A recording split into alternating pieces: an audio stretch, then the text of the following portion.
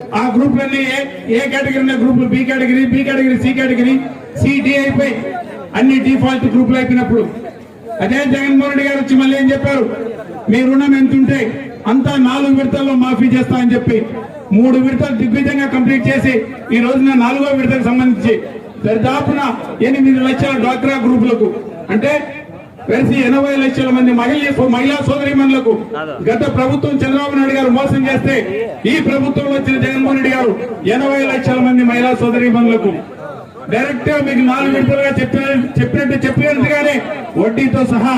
మీ అకౌంట్లలో రుణం తెచ్చుకున్న వ్యక్తి. ఈ ఒక్క చిన్న విషయంలో గమనించండి, ఆ నాయకునికి ఈ నాయకునికి మధ్య వ్యత్యాసాన్ని గమనించండి. చెప్పి మోసం చేసిన వ్యక్తి కావాలన్నా, చెప్పి మాట నిలబెట్టుకున్న ఈ వ్యక్తి కావాలన్నా ఒక్క మారు మీరు బేరీజ్ వేసుకొని రేపు పొద్దున జగన్మోహన్ రెడ్డి గారికి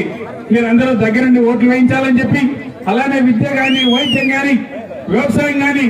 ఏ విషయంలో ఈ రాష్ట్ర అభివృద్ధి విషయంలో కానీ ఎక్కడైనా దగ్గరుండి చెప్పిన ప్రతి మాట నిలబెట్టుకున్నటువంటి జగన్మోహన్ రెడ్డి గారు, ఆయన మాట ఇచ్చి ఆయన హామీలు ఏవి నిలబెట్టుకున్నటువంటి చంద్రబాబు నాయుడు గారికి మధ్యన వ్యత్యాసాన్ని గమనించి మహిళా సోదరిమణులరా, జగన్మోహన్ రెడ్డి గారు మీకు డైరెక్ట్ గా చెప్పారు, మేలు చేసిందా ఈ ప్రభుత్వం, ఈ జగన్మోహన్ రెడ్డి గారు మేలు చేశారా, మాటలు నిలబెట్టుకున్నారా, మీరే నాకు సైనికులై, మీరే బ్రాండ్ అంబాసిడర్లై, మీరే ఓట్లేసి నన్ను గెలిపించాల్సిన బాధ్యత మీ ముందే ఉందని చెప్పి జగన్మోహన్ రెడ్డి గారు చెప్పడం జరిగింది. గుర్తుపెట్టుకోండి, నిజాయితీ పడిన నాయకుడు కాబట్టి నేను మేలు చేసిందేనని నాకు ఓటేమంటున్నాడు. గత నాయకుడు 14 నుండి 19 వరకు చెప్పిన ఏ మాట నిలబెట్టుకోకుండా మోసం చేసి మీకందరికి మోసం చేసి ప్రజలందరినీ తిరస్కరించబడిన తర్వాత ప్రతిపక్ష పాత్రకి వెళ్ళిపోయి ఈ 19 నుండి 24 వరకు నువ్వు చేసావా అంటే ఎక్కడా నువ్వు ఉద్యమించింది లేదు, ఎక్కడా నువ్వు పోరాడింది లేదు. కారణం నువ్వు ఉద్యమించాల్సిన అవసరం, పోరాడాల్సిన అవసరం నీకు జగన్మోహన్ రెడ్డి గారు కల్పించలేదు. కాబట్టి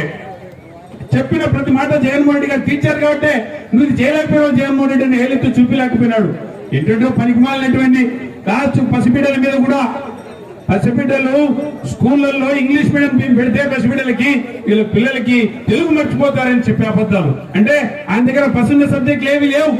విమర్శించేదానికి ఏమీ లేవు. లాస్ట్ పసిబిడ్డల చదువుల మీద కూడా విమర్శించే రకం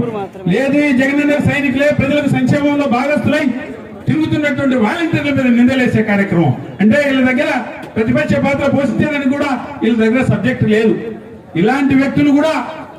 ఈ రోజు ముందుకు వచ్చి 2014-19 మధ్యలో రాజ్యాధికారం ఇచ్చినప్పుడు నువ్వేమి చేయలేకపోయినావు, ప్రజలకు మోసం మాత్రమే చేయగలిగినావు. ఈ 5 ఏళ్లు ప్రతిపక్ష పాత్ర కూడా సక్రమంగా పోషించుకోకుండా ఈ రోజు నువ్వేం పెరిగావని ప్రజల ముందుకు వచ్చి మళ్ళీ 2024 ఎన్నికల్లో నాకు ఓటేయండి అని చెప్పి సూపర్ 6 సూపర్ 2 అని అబద్ధాలు చెప్తూ కళ్ళబల్లి మాటలు చెప్పి గతంలో చెప్పిన ఏ మాటలు నిలబెట్టుకోలే. ఈ పొద్దు అంతకు 10 మాటలు చెప్పి మిమ్మల్ని మోసపుచ్చేటందుకు మీ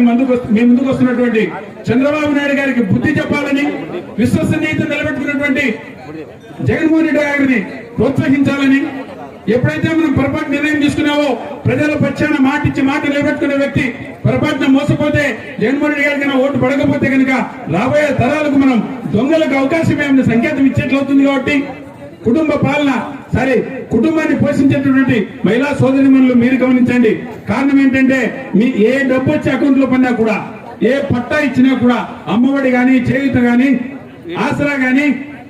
నేతన్న నేస్తం గాని, కాపు నేస్తం గాని, లాస్ట్ పెన్షన్ల విషయంలో మహిళలకు వచ్చే, వితంతువులకు వచ్చే పెన్షన్లు కానీ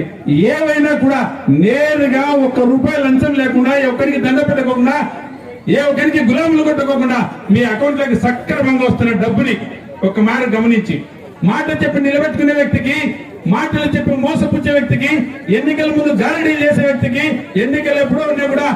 పేదలకు మేలు చేయాలా, మీ బిడ్డలకు మేలు చేయాలా, మీ వృద్ధులకు మేలు చేయాలా, వ్యవసాయదారులకు మేలు చేయాలా, అనారోగ్యంతో ఉన్న వారికి ఆరోగ్యాన్ని తీసుకురావాలని